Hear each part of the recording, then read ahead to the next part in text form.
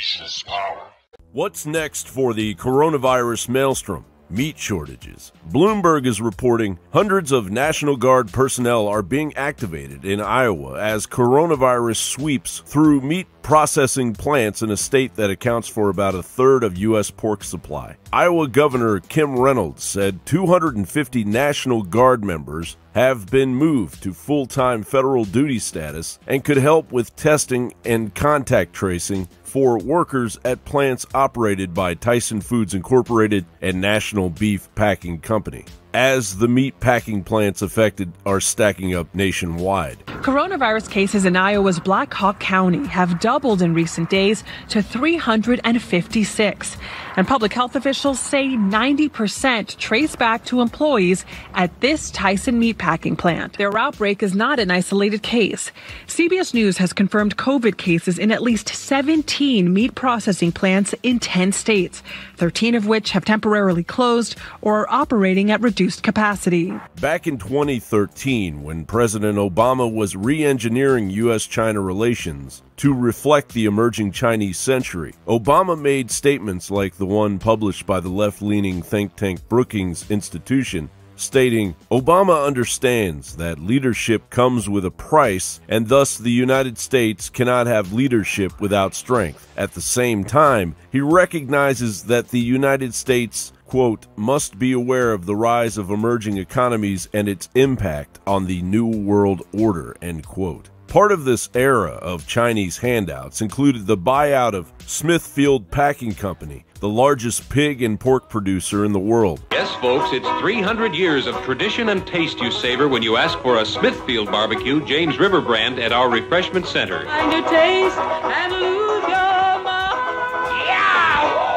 Bought out by what was then known as Shanghai Group for $4.72 billion in 2013. It was the largest Chinese acquisition of an American company to date. The acquisition of Smithfield's 146,000 acres of land made Shanghai Group, headquartered in China's Hainan province, one of the largest overseas owners of American farmland in the world. In addition to owning over 500 farms in the U.S., Smithfield contracts with another 2,000 independent farms around the country to grow Smithfield's famous holiday hams. Is the food supply going to be protected? At the end of the day, is China going to pick the Chinese versus America? Because they'll now control what percentage of the U.S. pork production. There'll be a very large percentage. I think to your constituents back home, it's the same old Smithfield. Nothing's going to change. This is going to be an American company. We're going to continue to operate like an American company, and we're going to continue to protect these brands. Shanghai is buying Smithfield for its brand name and to assuage the horrible reputation that China has so far as food production goes and exports of food. It's gene technology. Competitors will now be dealing with a Shanghai Smithfield that's as inscrutable as any other Chinese company.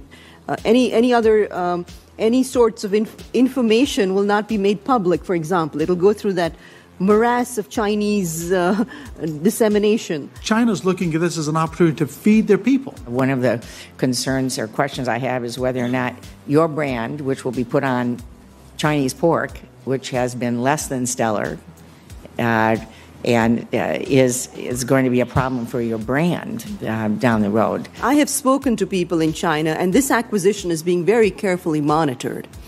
There are other companies that are waiting in the wings to buy more companies. However, as Reuters reported, Arnold Silver, Smithfield's director of raw materials procurement, said at a recent industry conference that sales to China could eventually create bacon and ham shortages for American consumers. The outbreak of African swine fever has killed up to half of China's hog herd since August of 2018 and pushed prices so high that Chinese importers are willing to pay hefty tariffs. U.S. pork producers say China's losses from the disease have created a once-in-a-lifetime opportunity for sales.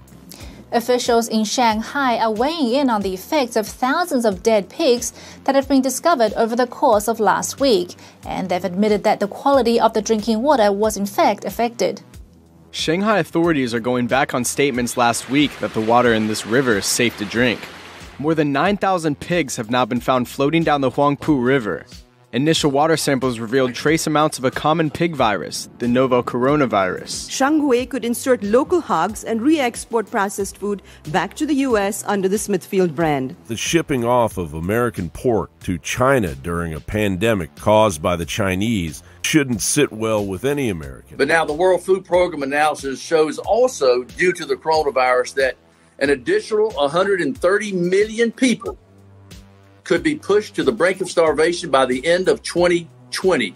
That's a total of 265 million people. Meanwhile, China just reported another case of African swine fever, just 1 in a dozen cases in the last 2 months, devastating the Chinese herd and increasing demand from U.S. pig farms. And now the Chinese coronavirus threatens American food producers. China's coronavirus is nothing short of an act of war disguised in no-fault propaganda, putting millions out of work, decimating small businesses, bringing our education system to a standstill, and undermining our food supply, while China openly celebrates the death of American democracy.